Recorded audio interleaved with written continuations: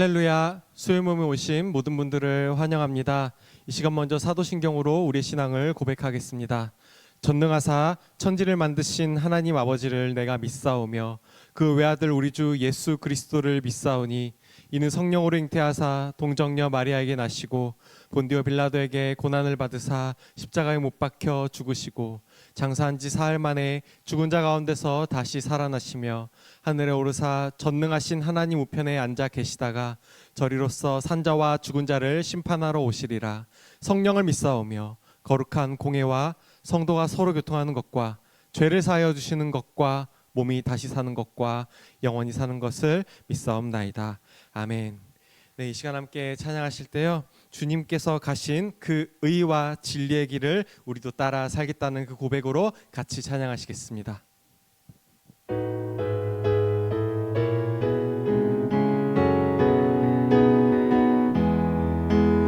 옳은 길 따르라 의의 길을 세계 만민이 의의 길, 이 길 따라서 살기를 온 세계에 전하세. 만 백성이 나갈 길, 어두운 밤 지나서 동튼다.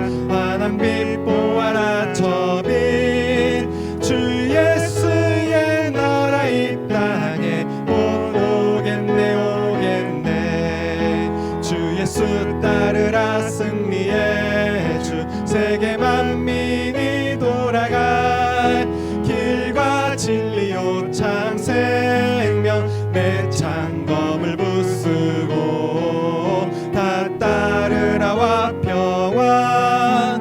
어두운 밤 지나서 동튼다. 환한 빛 보아라 저 빛, 주 예수의 나라 이 땅에 곧 오겠네 오겠네. 놀라운 이 소식, 놀라운 이 소식 알리어라. 세계 만민을 구하려 내 주 예수를 보내신 참 사랑의 하나님. 만 백성이 따를 길, 어두운 밤 지나서 동튼다. 환한 빛 보아라 저 빛, 주 예수의 나라 이 땅에 곧 오겠네 오겠네. 고난길에 치고 찾아온 길, 많은 백성을 구한 길, 모두 나와서 믿어라. 온 세상이 마침내 이 진리에 살겠네.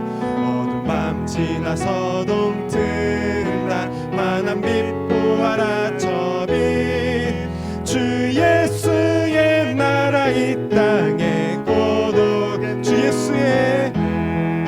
주 예수의 나라 이 땅에 곧 오겠네 오겠네. 아멘. 어둠을 밝히는 빛의 백성으로 살아가길 소망합니다. 네, 하나님 나라의 의를 세워가심에 주님께서 우리를 그 통로로 사용하십니다. 우리 그 주님께 감사하는 마음으로, 또 주님의 일하심을 기대하는 마음으로 같이 찬양합시다.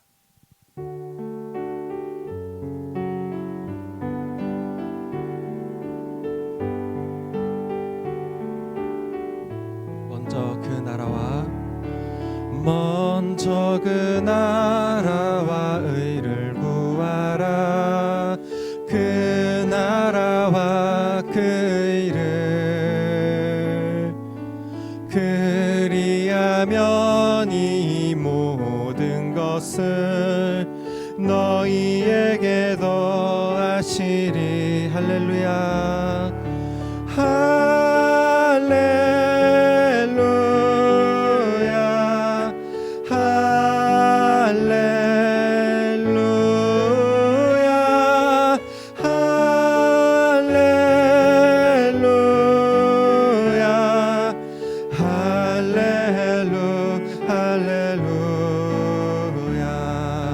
사람이 떡으로만 살 것 아니요 하나님 말씀으로. 그리하면 이 모든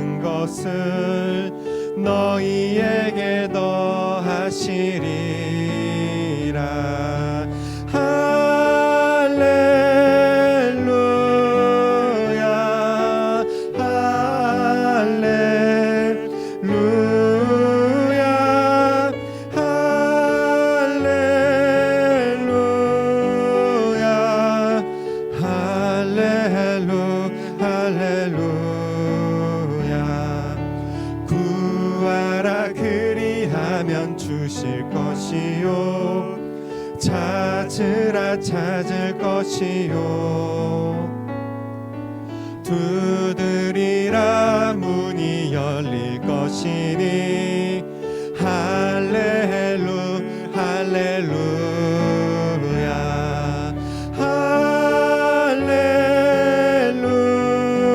할렐루야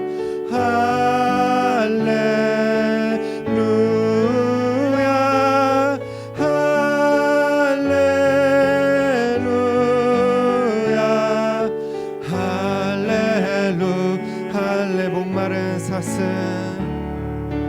목마른 사슴 시낸 물을 찾아 헤매이듯이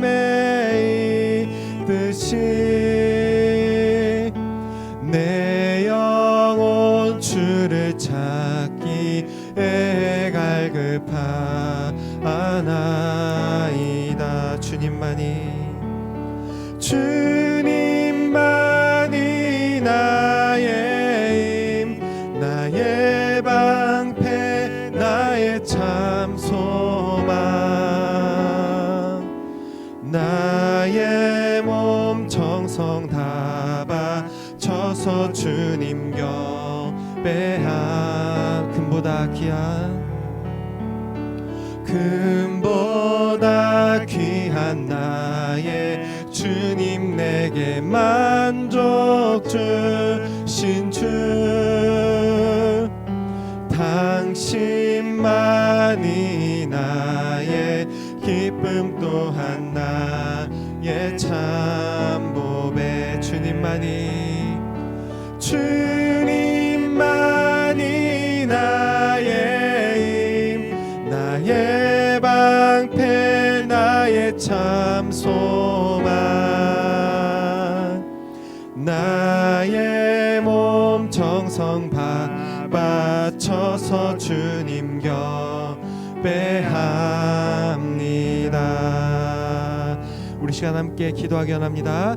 기도하실 때 우리의 힘과 방패와 소망이 되신 주님께서 더욱 우리의 삶을 붙들어 주시라고 또 오늘 수요 모임을 통해서 가장 귀하신 주님 우리가 더욱더 알게 되길 원한다고 그 고백을 담아서 함께 같이 기도하시겠습니다.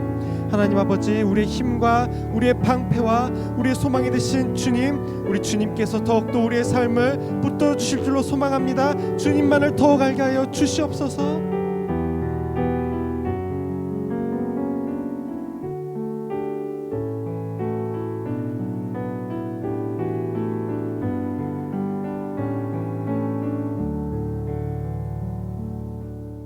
사랑의 하나님 감사합니다. 오늘 이 저녁에도 저희를 불러주셔서 이렇게 하나님 전에 나와 함께 말씀 보고 기도하고 찬양할 수 있게 허락해 주심을 감사드립니다. 오늘 이 시간 우리 각 사람에게 하나님이 꼭 들려주고 싶은 음성을 듣는 시간들 되게 도와주시고 오늘 이 시간 우리 각 사람에게 꼭 필요한 은혜가 넘치는 시간이 될 수 있도록 하나님 붙잡아 주시옵소서. 무엇보다도 우리가 마가복음에 대해서 배우게 됩니다. 마가복음을 통해서 예수님이 어떤 분이신지 다시 한번 우리가 깨닫게 도와주시고 그 예수님을 우리 가슴속에 모시고 우리 인생의 주인으로 모시고 정말 이 험한 세상을 살아갈 수 있는 우리 모두가 될 수 있도록 하나님 붙잡아 주시옵소서. 오늘도 정말 마칠 때까지 주님이 우리와 함께 할 줄 믿사오며 모든 말씀 예수님의 이름으로 기도드립니다. 아멘. 오늘은 옥하는 목사님 다락방 교재죠. 마가복음 16과 죽음의 권세를 굴복시키다 라는 제목을 가지고 마가복음 5장 21절부터 24절까지 그리고 35절부터 43절까지 말씀을 함께 살펴보았으면 좋겠습니다. 먼저 마음의 문을 열매를 같이 한번 읽어볼까요? 예수님이 우리의 구원자로서 절대적인 권세를 가지신 분이라는 사실을 입증하기 위해 마가는 특별히 4가지 이적 기사를 기록하고 있다. 이 중 야이로의 딸을 살려주신 사건이야말로 클라이맥스라고 할 수 있다. 인간에게 가장 무서운 공포의 대상은 바로 죽음이다. 그러므로 죽음의 문제를 해결하지 못하는 자는 진정한 의미에서 우리의 구원자라고 할 수 없는 것이다. 예수님이야말로 죽음의 공포에서 우리를 구속하시고 영생의 소망을 안겨주신 유일한 구원자이시다. 그의 권세는 죽음을 이기는 절대적인 권세이다. 누구든지 그를 믿으면 영원한 죽음에서 자유할 수 있다. 네, 오늘 본문에서 뭘 배우냐면 야이로의 딸을 살리신 사건에 대해서 배우게 돼요. 우리가 계속해서 예수님의 기적에 대해서 배우게 됐는데 이 기적은 2가지 관점에서 우리가 살펴볼 필요가 있다고 그랬죠. 하나는 첫 번째는 뭐냐면 긍휼의 마음이에요. 예수님께서는 자기 인생의 필요를 가지고 자기에게 나온 자들 거절하지 않습니다. 그리고 그들을 불쌍히 여기시고 그들을 도우셔요. 그런데 이러한 예수님이 행하신 기적은 단순히 긍휼의 마음만 볼 수 있는 게 아니라 이걸 통해서 우리가 알 수 있는 진리가 있어요. 그건 뭐냐면 예수님은 누구시냐는 거예요. 결국에 예수님이 행하신 기적들은 전부 다 예수님이 누구신지 이것들을 보여주기 위해서 이 기적들을 행했다라고 보게 돼요. 그래서 예수님이 행하신 기적을 통해서 우리는 무엇을 알 수 있느냐? 예수님이 죽음의 권세도 이기시는 분이심을 오늘 본문에 등장하는 기적을 통해서는 죽음의 권세도 이기시는 죽음의 권세에서 승리하시는 예수님에 대해서 우리는 보게 됩니다. 그래서 오늘 이야기를 한번 좀 살펴봤으면 좋겠는데요. 먼저 1번 문제를 같이 한번 읽어볼까요? 예수님을 기다리던 무리 가운데는 어떤 사람이 섞여 있었는가? 그리고 그는 예수님을 보자마자 어떻게 하였으며 무엇을 간청하였는가?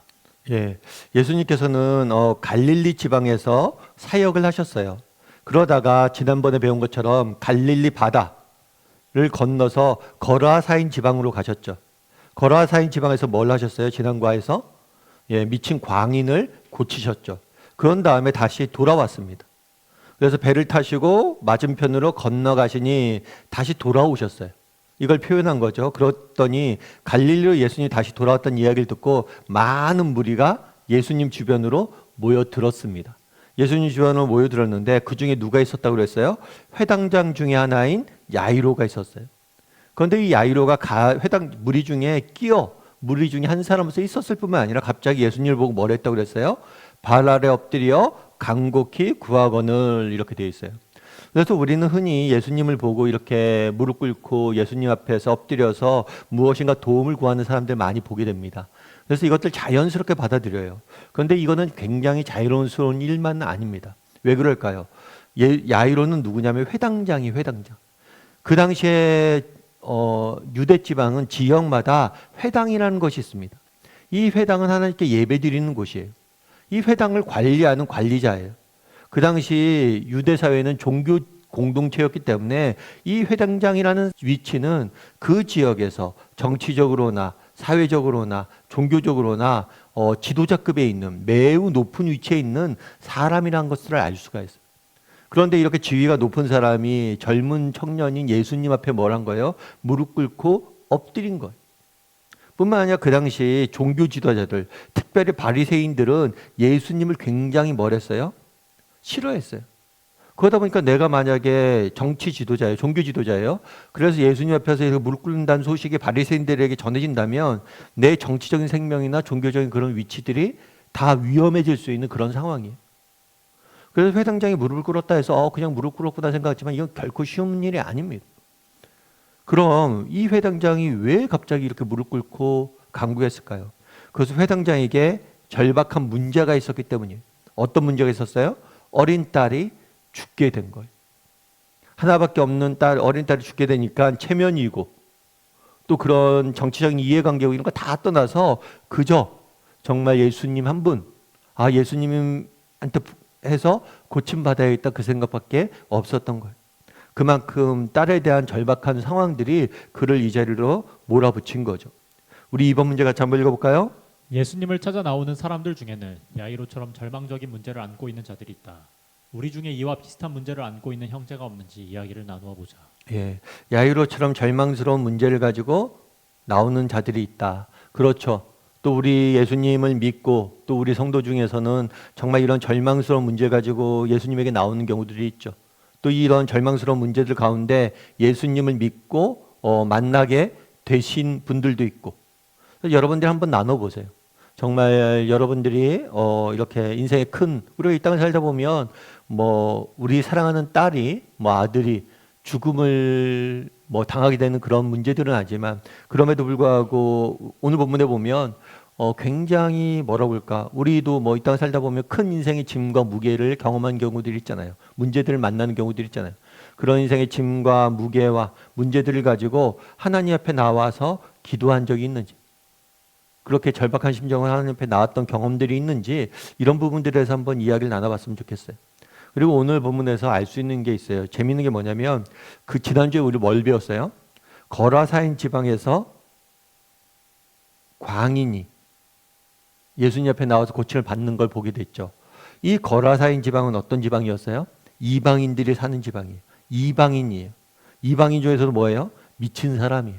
게다가 이 사람이 막 예수님이 오자마자 예수님 앞에 달려 나왔다라고 이야기를 하죠. 그런데 오늘 보면 어디예요? 갈릴리 지방이에요. 오늘 또 누가 나와요? 회당장이에요. 갈릴리 지방의 유대인들 중에서 회당장이라고 하면 가장 종교적인 사람이죠. 가장 세속적인 사람과 가장 종교적인 사람, 전체를 읽으면 두 사람을 다 만나 주시는 것을 보게 돼요. 우리도 마찬가지라는 거예요. 오늘 절망적인 문제, 야이로처럼 우리가 절망적인 문제를 안고 나오지 않을 수도 있죠. 어쩌면 좀 더 작은 문제를 가지고 나올 수도 있어요. 그런 건 중요한 문제가 아니에요. 어떤 문제를 가지고 나오든지 정말 예수님 앞에 나왔다는 게 중요하고 예수님을 만났다는 게 중요해요. 그리고 이것도 자격도 그렇죠.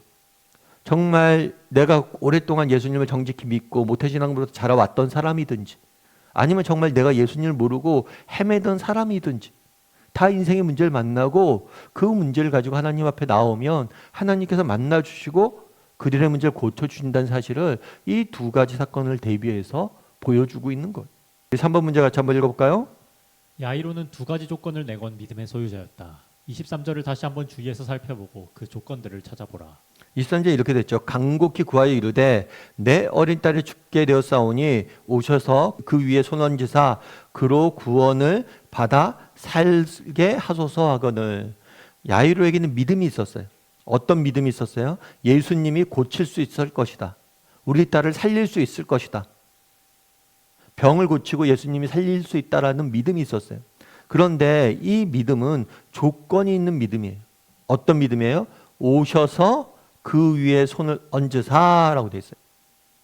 예수님이 우리 딸을 고칠 수 있는데 고칠 때 뭘 해야 돼요? 오셔야 돼요. 그리고 뭘 해야 돼요? 그 머리에 손을 얹어야 돼요. 이 두 가지 조건을 둔 거죠. 다르게 말하면 믿음은 있었어요. 어떤 믿음이 있었어요? 예수님을 고칠 거란 믿음이 있었어요. 그런데 그 고치시는 방법은 뭐예요? 야이로가 제안을 한 거죠. 방법은 제안을 내두고 있는 거예요. 그런데 우리가 그런 경우들이 많아요. 기도할 때도 이런 경험들을 하는 경우들이 있습니다. 우리가 기도할 때 그런 거죠. 하나님 이런 문제가 있습니다. 그런데 이렇게 해 주십시오. 이렇게 고쳐 주십시오. 방법까지 제안하면서 우리가 기도하는 경우들이 많아요. 우리 자녀가 이번에 대학 어떤 문제가 있는데 이 문제를 이렇게 해결해 주셨으면 좋겠습니다. 라고 방법까지 제안하면서 기도하는 경우들이 있잖아요. 그날의 아이도도 그랬던 거예요.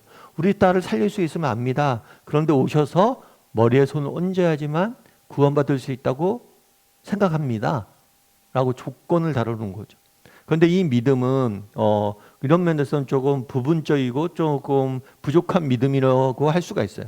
우리 4번 문제 같이 한번 읽어볼까요? 야이로의 믿음을 누가복음 7장에 등장하는 백부장의 믿음과 비교해보라. 당신의 믿음은 어떠한가? 두 사람의 믿음 가운데 어느 편에 가깝다고 생각하는가? 여기서 뭐라고 하냐면 백부장이 있는데 이 백부장은 로마인이에요. 로마 군인이에요.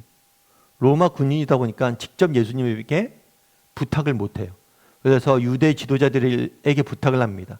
그런데 이 유대 지도자들도 흔쾌히 부탁을 들어줘요. 왜냐하면 백부장이 친유대인들에게 잘해주고 도와주고 정말 이 백부장이 참된 믿음을 갖고 있었으면 알았기 때문이에요. 그래서 이 사람이 예수님에게 부탁해요. 그 백부장의 하인을 낫게 해달라고. 그래서 예수님이 그 집에 가려고 합니다. 그런데 이 사람이 오지 말라고. 오지 마옵소서, 제가 감당할 수 없습니다. 라고 이야기하면서 뭐라고 얘기하냐면 당신은 말씀만 하시면 내 하인을 고칠 수 있습니다. 오지 않아도, 굳이 오지 않아도 뭐예요? 말씀만으로도 고칠 수 있습니다. 말씀으로만 고쳐주십시오. 라고 이야기한 거예요. 그러자 예수님이 칭찬해요. 이스라엘 중에서 이만한 믿음을 만나보지 못했다. 오지 않더라도 뭐예요? 예수님 원하시면 언제든지 어떤 경우든지 고칠 수 있다라고 이야기를 한 거죠. 이런 면에서는 굉장히 정말 큰 믿음이 있어서 이렇게 한 게 뭐냐면 권위를 인정하는 거예요. 그리고 자기가 그런 얘기를 하는 거죠. 내가 장교예요. 장교인데 내가 장교다 보니까 내가 말 한마디 하면 우리 군인들이 왔다 갔다 합니다. 제가 일일이 다 시키지 않아도 말만 해도 군인들이 왔다 갔다 합니다. 그런데 당신은 그런 참된 권세를 가지신 분이신데 말만 하면 병 같은 거는 그냥 바로 빠져나갈 수 있습니다. 이런 믿음을 가지고 있었던 거. 대단한 믿음이죠. 그래서 한번 오늘 질문은 그거죠. 당신의 믿음은 어떠한가? 두 사람의 믿음 가운데 어느 편에 가깝다고 생각하는가? 한번 이야기를 나눠보세요. 야이로, 그렇다고 해서 여러분들이 야이로가 믿음이 없다라고 생각하면 안 돼요. 야이로도 대단한 믿음이에요. 그런데 야이로는 뭐예요? 예수님의 능력을 제한한 거죠. 예수님께서 오셔서 손을 얹어야만 고칠 수 있다고 제안을 했는데 이 백부장은 뭐예요? 예수님의 능력은 하나님의 아들이기 때문에 언제 어디서든지 말씀 한마디로 모든 걸 고칠 수 있다 라고 예수님의 권위를, 능력을 훨씬 더 정말 하나님의 아들로서 완전히 인정한 모습을 보게 되는 거죠. 그래서 우리는 어떤가? 정말 우리가 기도할 때 정말 이렇게 완전한 하나님의 권위, 능력에 대한 온전한 신뢰를 하면서 기도하는가? 아니면 내가 믿음이 있지만 그래도 어떤 한계를 둔다거나 제한을 두면서 기도하고 있진 않은가? 한번 점검해 보면 좋을 것 같아요. 우리 5번 문제 같이 한번 읽어볼까요? 야이로의 믿음이 매우 불완전한 것이었지만 나무라지 않고 그의 요구를 들어주시는 예수님의 태도를 통해 무엇을 배울 수 있는가? 네, 야이로가 얘기하는 거예요. 오셔서 손을 얹으사라는 이야기를 하는 겁니다. 그러니까 뭐예요? 예수님이 가세요. 그냥 가세요. 왜 그럴까요? 이사야서 42장 3절을 내요. 나는 목마른 자에게 물을 주고 마른 땅에 시내를 흐르게 하고 내 영을 내 자손과 나의 복을 내 후손에게 부어주리라. 무슨 얘기냐면 예수님께서는 우리의 어려움, 우리의 아픔, 우리의 상처 이걸 아시고 고치길 원하신다는 거예요. 사실 우리가 그럴 수 있어요. 우리 중에 뭐 완벽한 믿음을 가진 사람이 누가 있습니까? 앞서 이야기했던 것처럼 거라사 지방의 광인.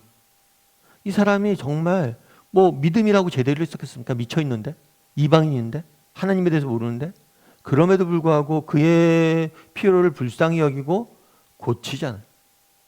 여기에 소망이 있는 거예요. 때로는 우리의 믿음이 뭐 할 수 있어요? 부족할 수 있죠. 우리가 때로는 정말 우리의 기도가 완벽한 기도가 아닐 수도 있어요. 우리의 기도가 때로는 인간적인 욕심에 의해서 구할 수도 있고 때로는 잘못된 방법으로 구할 수도 있어요. 하지만 정말 중요한 건 뭐냐면 그런 게 틀릴 수 있지만 정말 중요한 건 뭐예요? 우리가 하나님 앞에 구한다는 거예요. 기도의 가장 중요한 것은 뭐냐면 대상이 돼서 정말 우리가 하나님 앞에만 나아가서 구할 수 있다면 예수님 앞에 문제를 가져갈 수 있다면 예수님께서 우리를 불쌍히 여겨서 우리의 믿음이 완벽하지 않지만 정말 불쌍히 여겨서 뭘 하는 거예요? 우리를 도와주신다는 거예요. 그런 면에서 여러분들 우리가 정말 믿음이 불완전하건 완전하건 우리 중에 그리고 완전한 믿음이 어디 있어요? 백부장도 칭찬을 받았지만 그 사람의 믿음이 완벽하지 않잖아요. 정말 우리는 한계가 있고 정말 불완전하고 믿음이 부족할 수 있지만 그럼에도 불구하고 뭐예요? 중요한 건 기도하는 거예요. 그러면 예수님께서 뭐예요? 듣고 우리 삶 가운데 일하시는 거예요. 그래서 우리가 기도할 수 있어야 되는 거죠. 6번 문제 같이 한번 읽어볼까요? 상한 갈대 같은 야이로의 믿음은 길에서 2번이나 시련을 당한다. 다음에 2가지 사실을 가지고 그 이유를 생각해 보라. 네, 2번이나 시련을 당한다. 예수님이 허락을 내서 집을 갑니다. 야이로의 집을 가는데 어떤 일이 있었냐면 무리들이 막 모여 있었어요. 그러니까 아무래도 무리들이 있다 보니까 좀 천천히 가게 되는 거죠. 그런데 그 무리 중에 누가 있었냐면 혈루증을 앓는 여인이 있었어요. 이 혈루증을 앓는 여인은 혈루증이라는 병을 앓고 있었어요. 그런데 의사들이 고치려고 했는데 이 병을 고칠 수가 없었어요. 그리고 그 당시 피가 흐르는 병은 굉장히 부정한 병이라고 알려져 있었어요. 그래서 뭘 하는 거냐면 사람들이 직접 접촉하면 안 돼요. 그래서 공동체에서 자신의 그런 것들 밝히지 못하고 몰래 숨어서 예수님의 옷자락을 만져서 고침을 받습니다. 이 여인도 12년 동안 이 질병을 앓았다고 그래요. 이 아이, 야이로의 딸이 12살이에요. 10이라는 숫자를 통해서 공통점, 연결고리를 갖고 있는 거예요. 그런데 문제는 뭐냐면 이 여인이 고침을 받고 이 여인과 대화를 예수님께서 길게 하십니다. 여기까지는 좋아요. 근데 이건 너무나 은혜로운 일이죠. 근데 문제는 뭐냐면 이로 인해서 시간이 지체가 될 거예요. 야이로의 입장에서는 이 여인을 예수님께서 고쳤어요. 그걸 보고 무슨 생각이 들었을까요? 야, 내가 잘 왔다. 저런 병 든 사람도 고치시는데 예수님께 고치시는데 내 딸도 반드시 고쳐주실 거야 라는 확신도 들었겠죠. 그런데 동시에 뭐예요? 시간이 지체되고 있다는 거예요. 아, 빨리 갔으면 좋겠다. 빨리 가서 고쳐야 되는데 이런 생각도 들었을 거예요. 문제는 뭐냐면 시간이 지체된 건 문제가 아니에요. 뭐 시간이 지체된 걸 예수님께 못 고치겠어요? 문제는 그 다음이에요. 그 다음에 뭐라고 했냐면 집으로부터 딸의 죽음에 대한 소식이 전해집니다.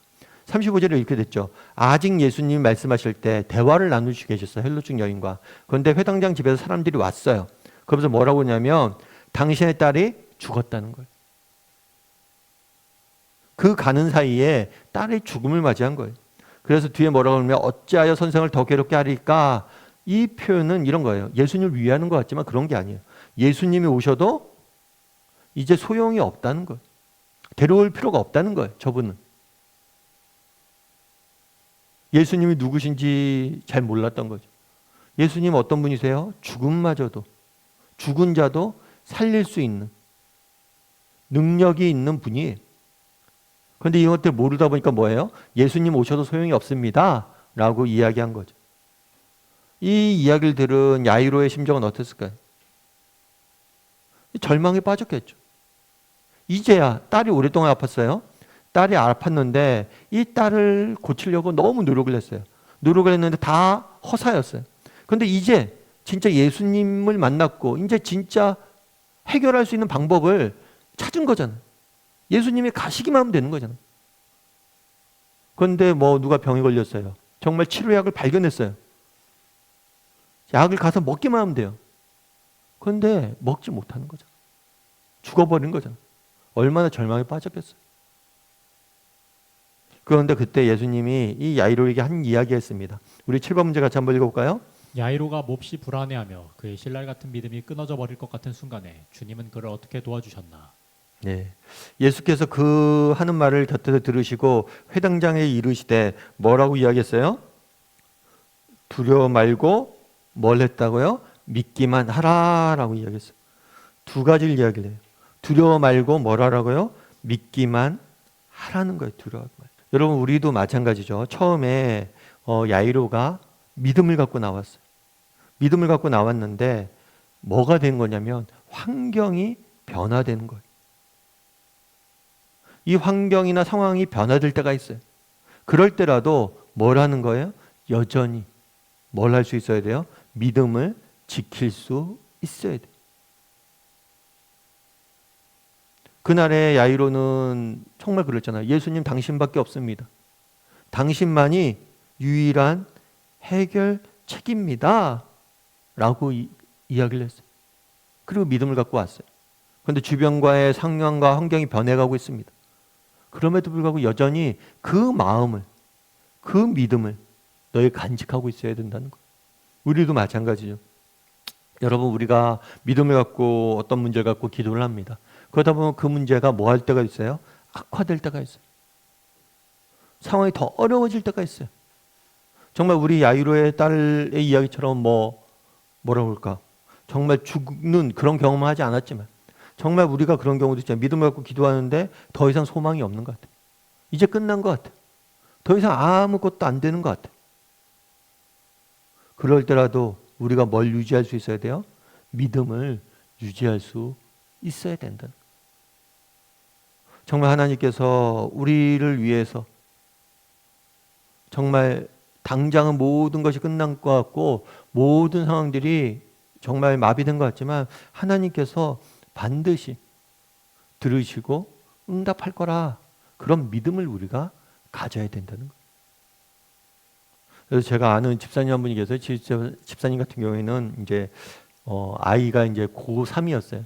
고3이어서 같이 기도하고 아이를 위해서 저기 하는데 수능 기도회가 있어서 우리도 수능 기도회 하잖아요. 수능 기도회가 있어서 이야기한 거죠. 집사님 가서 이제 수능 기도 때 같이 기도하죠. 딱 그랬더니만 그 집사님 그런 얘기 하더라고요. 아유 목사님 저는 안 가려고요.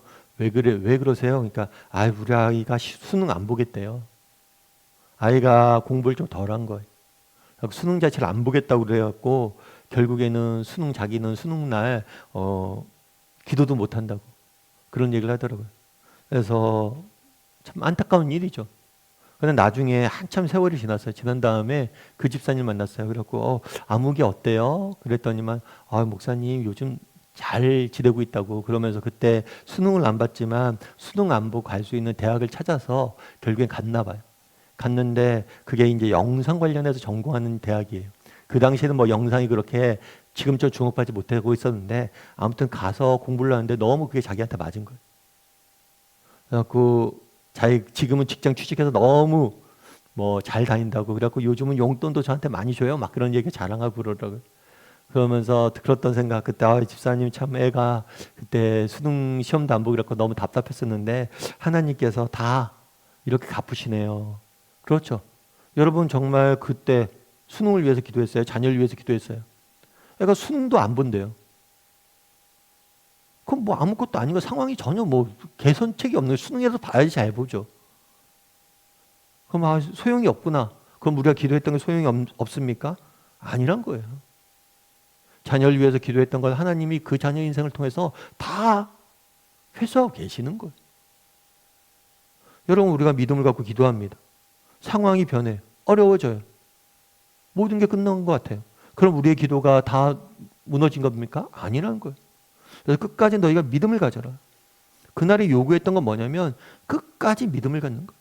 상황이 변해도, 현실이 변해도 왜 이런 현실과 상황을 허락했냐는 거예요. 믿음을 가지라는 거예요. 그리고 또 두려워하지 말고 믿음을 가져라. 여러분, 우리가 살면서 왜 불안과 염려, 두려움에 빠집니까? 그건 뭐냐면 문제를 보기 때문이에요. 문제를 보는 게 중요한 게 아니에요. 뭘 봐야 돼요? 예수님을 봐야죠. 지금 예수님이 나와 동행하고 있잖아요. 여러분, 예수님이 진짜 우리가 동행하고 있다는 사실만 믿는다면 우리가 두려워할 것이 없어요. 두려워하지 말라는 근거는 뭐예요? 예수님이 지금 너와 함께 한다는 거예요. 정말 우리가 왜 두려움과 염려에 빠집니까? 예수님이 나와 동행한다는 사실을 확신하지 못하기 때문이에요. 여러분, 예수님이 우리가 동행하면 두려워할 일이 있습니까? 없어요. 예전에 어떤 책에서 제가 읽었는데 그 목사님이 이제 어떤 사람이 쓴 글이에요. 쓴 글인데 학교 운동장에서 이렇게 놀고 있는데 나쁜 형들이 온 거예요. 나쁜 형들이 괴롭히는 거죠. 막 때리려고 그러고 뭐 내놓으라고 그러고 막 그러고 있는데 너무 두렵고 막 그렇게 되고 있는데 저 끝에서, 운동장 저 끝에서 누가 걸어오더래. 교장 선생님 쭉 걸어오더래. 그걸 딱 보니까 뭐예요? 마음이 놓이더래. 그래? 니가 나 괴롭혀? 이제 곧 선생님 오신다. 여러분, 그렇잖아요. 선생님이 나와 함께 하고 있어요. 그럼 그런 불량배들이 나를 괴롭힐 수 없다고 우리 확신하잖아요. 정말 그러면 예수님이 나와 함께 하신다가 진짜로 우리가 믿는다면 이 땅에 만왕의 왕 되시고 모든 것을 창조하시고 모든 것을 다루시는 그 예수님이 나와 함께 하시는 걸 진심으로 믿는다면, 나와 동행한다는 사실을 믿는다면 우리가 불안하거나 염려하거나 두려워할 일이 있냐는 거예요. 그날에 예수님께서는 아주 짧은 두 가지 말씀하십니다. 무슨 말씀하세요? 두려워하지 말고 믿기만 하라. 이 두 가지 말씀이 정말 뭐예요? 강력한 말씀인 거예요. 우리 8번 문제 같이 한번 읽어볼까요? 당신은 믿음이 몹시 흔들릴 때 똑같은 주님의 음성을 들어본 일이 있는가? 있다면 어떤 상황에서 어떻게 들었는지 말해보라. 네, 두려워 말고 믿기만 하라 라는 정말 하나님의 음성, 위로, 정말 여러분들이 맛본 적이 있는지, 이러한 위로와 음성을 맛본 적이 있는지 한번 들어봤으면, 저 이야기 나눠봤으면 좋겠어요. 인생에 어려움들이 있습니다. 인생에 문제들이 있습니다. 그런데 기도 중에 정말 하나님께서 내 마음에 평안을 주시고 내 마음에 확신을 주실 수도 있죠. 말씀을 듣다가, 말씀을 읽다가 말씀 가운데 그래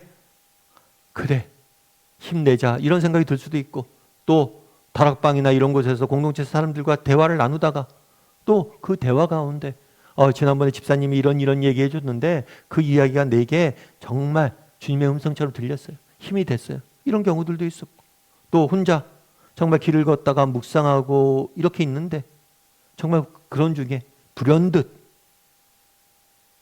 하나님 주시는 그런 은혜들이 있을 수 있는 거예요. 다양한 방법으로, 다양한 문제, 다양한 방법으로 하나님께서 우리를 위로하길 원하시고 정말 위로하시길 원하세요. 그래서 다양한 문제, 다양한 방법으로 하나님께서 우리를 위로하길 원하는데 어떻게 위로를 위로하셨는지에 대해서 함께 자기가 경험한 이야기를 함께 이야기를 좀 나눠봤으면 좋을 것 같아요. 이 문제에서는 우리 9번 문제 같이 한번 읽어볼까요? 집에 들어가신 예수님은 왜 죽은 아이를 잔다고 했는가? 네, 보면 이렇게 되어 있죠. 들어가서 그들에게 이르시되 너희가 어찌하여 떠들고 우느냐? 이 아이가 죽은 것이 아니라 잔다라고 이야기를 했어요. 사람들이 아이가 죽었잖아요. 그러니까 거기서 곡을 하고 울고 있었어요. 그런데 너희가 왜 우느냐 도대체. 이 아이는 뭐예요? 죽은 것이 아니라 자는 것이다 라고 말한 것. 그럼 왜 이런 말을 하셨을까요? 이 말을 하신 이유는 뭐냐면 잔다는 건 뭐예요? 깰 수 있다는 거죠. 그런데 이 말을 하신 이유는 뭘까요? 사실 이 아이는 죽었을까요? 잘까요? 죽었어요. 확실히 죽었어요. 그런데 죽었는데 왜 잔다라는 표현을 했냐는 거예요. 이걸 통해서 의도적으로 이런 걸 하신 거죠. 의도적으로. 어떤 의도적으로 한 거예요? 죽음이 무엇이냐? 성도에게 있어서 죽음이란 무엇인지 알려주기 위해서. 성도에게 죽음은 정말 모든 것의 끝이 아니에요. 성도에게 있어서 죽음은 영원한 삶, 영생, 새로운 생명, 영원한 생명으로 들어가는 이런 과정이에요. 그렇기 때문에 잠이라고 표현한 거죠. 영원한 끝이 아니라 새로운 삶의 시작이다. 자고 일어나면 또다시 아침이 밝아지는 것처럼 잠시 자는 것이다 라고 말하는 거예요. 그래서 이 잔다라는 표현을 통해서 성도에게 있어서 죽음이란 무엇인지 그 본질을 보여주기 위함이고, 또 한 가지는 뭐냐면 예수님에게 뭐가 있다는 거예요? 죽음도 이기실 권세가 있다는 거. 보여주기 위해서 그런 거예요. 죽음도 내 눈앞에는 자는 거에 지나지 않는다는 거예요. 그랬더니 사람들이 어떤 반응을 보였어요? 비웃었다라고 이야기하죠. 이게 오늘날 우리들이 경험하는 이야기죠. 죽음이 끝이 아닙니다. 죽음이 영상이 있습니다. 그러면 사람들이 뭐예요? 세상 사람들이 비웃죠. 그런 게 어딨냐고. 천국이 어딨냐고. 그러자 예수님 뭐라 했어요? 다 내보내신 이후에 아이의 부모와 또 자기와 함께한 자들을 데리고 아이가 있는 곳으로 들어갔어요. 그런 다음에 10번 문제 한번 읽어볼까요? 예수님은 야이로의 딸을 어떻게 다시 살리셨는가? 그리고 지금은 이와 같은 기적을 거의 볼 수 없음을 감안할 때 예수님이 이러한 기적을 보여주신 근본적인 목적은 무엇이라고 생각하는가? 그 아이의 손을 잡고 이르시되 뭐라고 그랬어요? 달리다굼. 달리다굼은 아람어예요. 아람어로 소녀야 일어나라 라는 의미. 달리다굼. 그래서 손을 잡고 뭐예요? 그를 일으켰어요. 그랬더니 뭐예요? 그가 일어나 살았다. 죽었던 딸이 다시 생명을 얻는 놀라운 기적을 이루어진 거죠. 그럼 왜 이 기적을 통해서 보여주고 싶었던 건 뭐예요? 앞서 이야기했던 것처럼 예수님에게 뭐가 있다는 거예요? 죽음의 권세도 이길 수 있는 능력이 있음을 보여주는 거죠. 그리고 우리도 언젠가 정말 죽음 이후에 부활을 경험하게 될 거라는 약속을 주시는 거예요. 근본적인 목적은 예수님께서 죽음을 이길 권세가 있으시고 또 우리에게도 생명과 영원한 생명과 부활을 주실 것이라는 그런 약속을 보여주신 거죠. 우리 삶의 열매를 거두면을 같이 한번 읽어볼까요? 예수님께서는 야이로의 죽은 딸을 살리심으로 자신에게 죽음도 굴복시키는 권세가 있음을 보여주셨다. 당신은 예수님께서 죽음도 이기시는 권세를 가지셨음을 믿는가? 사랑하는 사람이 죽었을 때 그의 시신을 앞에 놓고 예수님 안에서 죽은 것이 아니라고 잔다고 말할 수 있는 확신이 당신에게 있는가? 그리고 예수님께서 반드시 다시 살리실 것이라는 믿음이 있는가? 네, 한번 이야기를 좀 나눠보세요. 여러분, 죽음은 우리 인생의 끝이 아닙니다. 오히려 죽음은 진정한 우리의 인생, 참된 삶의 시작이에요. 하나의 그래서 일종의 죽음은 여정이에요. 이곳에서 저곳으로 가는. 그래서 우리는 죽음을 어떤 식으로 바라보고 있는가? 정말 죽음 이후의 부활과 영원한 생명에 대한 부활과 생명이 우리를 기다리고 있다는 확신이 있는가? 이 부분에 대해서 이야기를 좀 나눠보면 좋을 것 같아요. 사실 우리나라 같은 경우에는 장례식을 많이 하죠. 그런데 우리나라 장례식은 기본적으로 기본적으로 뭐에 기반이 되어 있냐면 슬픔에 기반되어 있어요. 왜냐하면 우리나라 장례식, 유교는 뭐냐면 내세에 대해서 가르치지 않아요. 내세에 대해 불확실해요. 그렇기 때문에 슬픔에 기반이 되어 있습니다. 하지만 기독교인에게 있어 장례식은 물론 슬픔도 있죠. 이 슬픔은 이별에 대한 슬픔이지 소망이 없는 슬픔은 아니에요. 우리는 분명히 이별로 인해서 슬픔이 있을 수 있습니다. 하지만 우리는 이 이별보다 더 큰 뭐가 있어요? 소망이 있는 거예요. 소망. 어떤 소망이요? 부활과 영원한 생명에 대한.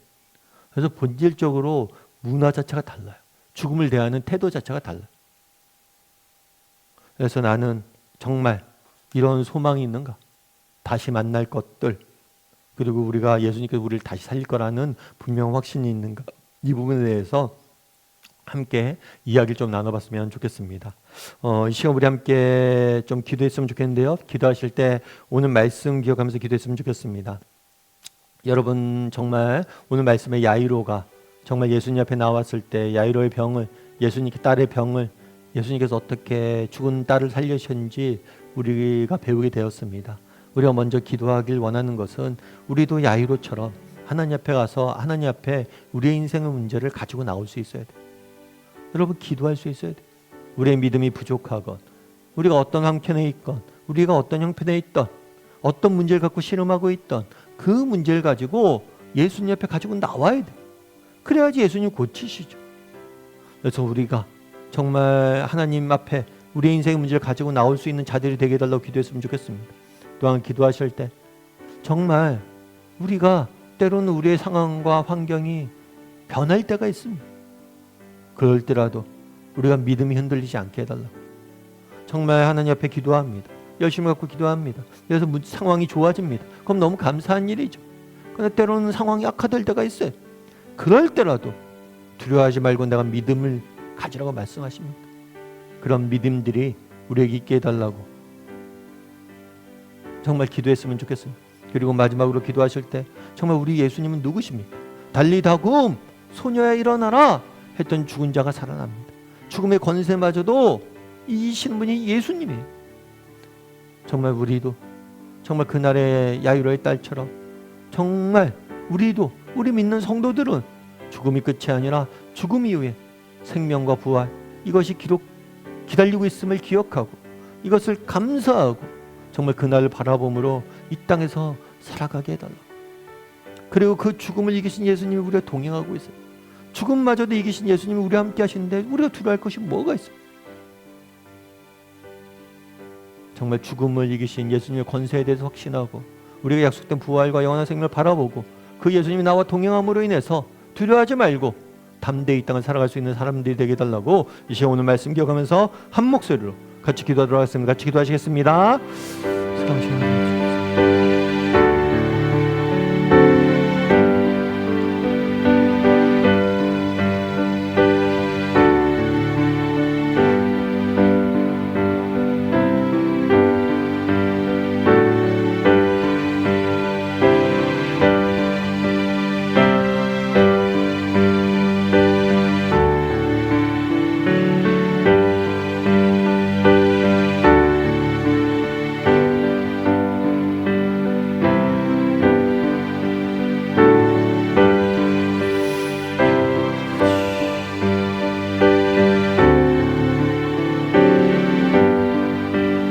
사랑의 하나님, 그날의 야이로의 딸을 살리신 사건을 우리가 보게 됩니다. 회당장이었던 야이로가 예수님 앞에 나와 무릎 꿇고 간구하는 모습을 보게 됩니다. 아버지, 우리도 이 회당장 야이로처럼 하나님 앞에 나와 무릎 꿇고 간구하게 도와주시옵소서. 정말 우리의 인생에 우리가 경험하는 모든 문제를 내 힘으로 해결할 수 있는 것이 없음을 저희가 고백합니다. 하나님의 도우심 없이는 한 문제도 결코 이룰 수 없음을 저희가 압니다. 하나님, 당신 앞에 우리의 인생의 문제를 내려놓사오니 정말 우리가 그렇게 간구할 수 있는 사람들이 되게 하시고 우리가 이렇게 내려놓사오니 우리의 삶 가운데 역사하시고 인도하시고 우리의 삶 가운데 일하여 주시옵소서. 아버지 살다 보니 우리의 상황과 환경이 악화될 때가 있습니다. 정말 그날의 야이로처럼 정말 딸이 죽었다라는 소식이 전해질 때가 있습니다. 그럴 때라도 예수님이 말씀하신 것처럼 믿기만 해라. 내가 믿기만 해라. 말씀하시는 그 말씀을 우리가 듣게 도와주시고 그 말씀이 주시는 위로와 능력과 힘을 맛보게 도와주시고 정말 상황이 힘들어지고 어려워져도 우리의 믿음이 흔들리지 않고 여전히 굳건히 설 수 있는 그런 사람들이 될 수 있도록 하나님 붙잡아 주시옵소서. 아버지 하나님, 정말 우리의 죽음이 우리 인생의 끝이 아님을 저희가 압니다. 죽음 이후에 부활과 영원한 생명이 있음을 저희가 압니다. 야이로의 딸을 살리신 것처럼 우리를 살리실 것임을 믿습니다. 그런 믿음으로 정말 죽음 앞에서도 두려워하지 않는, 두려움 없이 죽음을 맞이할 수 있는, 죽음 앞에서 두려움 없이 정말 살아갈 수 있는 우리 믿는 사람들이 되게 도와주시고, 또 정말 죽음의 권세를 이기신 예수님께서 우리와 지금도 동행하신다는 사실을 기억함으로 두려움 없이 하루하루 믿음의 길을 걸어가는 우리 모두가 될 수 있도록 주여 붙잡아 주시옵소서. 은혜 감사를 드리며 모든 말씀 예수님의 이름으로 기도드립니다. 아멘. 주기도문으로 마치도록 하겠습니다. 하늘에 계신 우리 아버지여, 이름이 거룩히 여김을 받으시오며 나라의 마옵시며 뜻이 하늘에서 이루어진 것 같이 땅에서도 이루어지이다. 오늘날 우리에게 일용할 양식을 주옵시고 우리가 우리에게 죄 지은 자를 사하여 주는 것 같이 우리의 죄를 사하여 주옵시고 우리를 시험에 들게 하지 마옵시고 다만 악에서 구하옵소서. 대개 나라 원세 영광이 아버지께 영원히 썩나이다. 아멘.